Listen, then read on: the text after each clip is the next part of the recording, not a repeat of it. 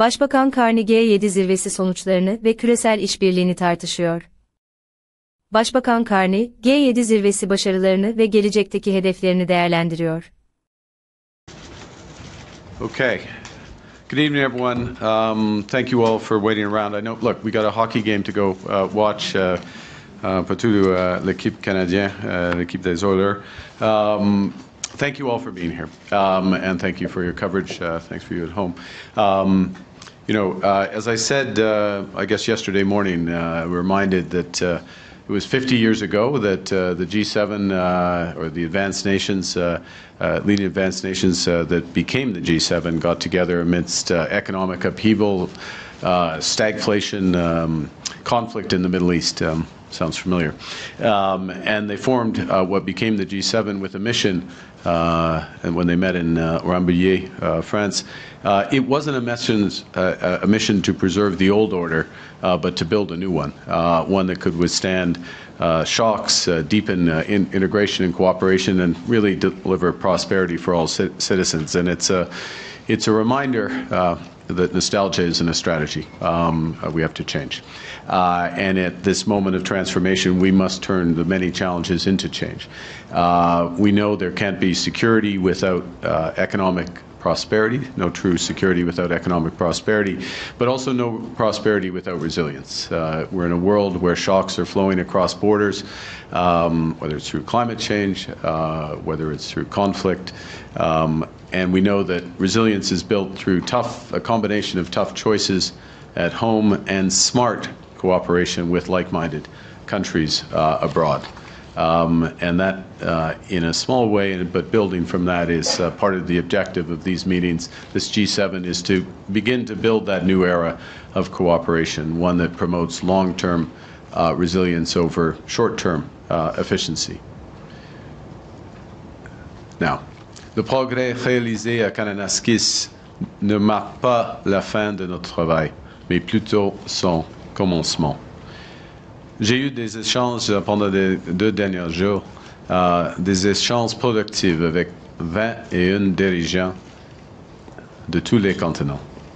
Over the past few days, Canada has worked with our G7 partners to determine where we can cooperate, build resilience and lasting prosperity. And that's the approach that Canada is taking as we negotiate a new economic and security partnership with the United States. And as I've stressed repeatedly, we will take all the time necessary to do that, but no more. And yesterday, President Trump and I agreed to continue to pursue those negotiations, intensify them towards a deal within the coming 30 days. And so the President and I, as well as our respective cabinet ministers and officials, will remain in close contact in the coming days to deliver on that timeline. Over the past days, also met with global leaders who will help determine what is success in the new global system that will emerge over time. And underpinning each of those discussions was, I stress, Canada's readiness to work to create new international partnerships to promote a world that's more secure, prosperous, just, and free. We're looking to deepen alliances with stable democracies who share our interests, our values, our principles, and who look to lead. We look to lead with many of the resources, including human resources and human capital, that the world wants and the values to which so many aspire. And it's those values of freedom, of democracy, and of justice that are behind Canada's unwavering support for a secure, a free and sovereign Ukraine. And this morning I shared with President Zelensky and G7 partners what Canada is doing, moving forward in multiple respects with measures to support Ukraine in its struggle in Russia's unjustified and barbaric war. With our international partners, we're launching a major new package of sanctions on individuals, on companies, on vessels, the Shadow Fleet, to exert maximum pressure on Russia. We're also sending over $2 billion in funding for drones, ammunition, armored vehicles to help Ukrainians defend their territory. as well as a $2.3 billion loan to help rebuild the infrastructure in that country. And I take a moment to reiterate our condolences given the barbarism witnessed overnight in Kyiv caused by Russia. G7 leaders also reiterated our commitment to the pursuit of peace and stability in the Middle East. Made clear that Iran is the principal source of regional instability and terror. And we've been consistently clear that Iran can never have a nuclear weapon. We urge that the resolution of the Iranian crisis leads to a broader de-escalation of hostilities, including a ceasefire in Gaza. Tout au long de ce sommet, nous avons également rassemblé des pays autour des défis et des opportunités les plus urgents de notre époque.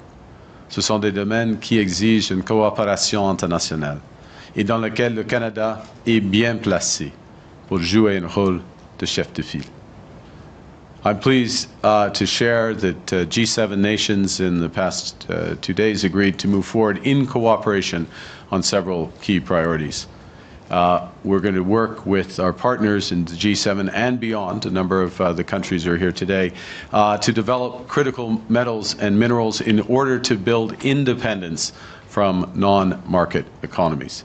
And to that end, we will create a critical minerals production alliance, a G7-led strategic initiative to stockpile and develop critical minerals needed for defense and technology, including a range from germanium, gallium, graphite, rare earths.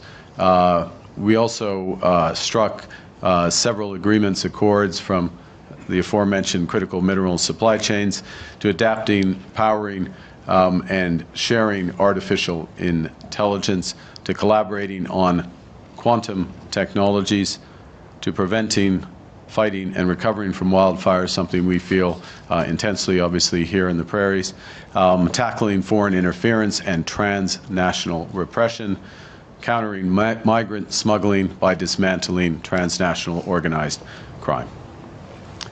Next week, we will shift from addressing threats to economic security to addressing threats and addressing issues with respect to global defense and security at the NATO summit and at the Canada-EU summit. We recognize that our leadership will be defined not just by the strength of our values, but the value of our strength. And with that, why don't I take the opportunity to, again, thank you all and open it up for questions. Merci beaucoup.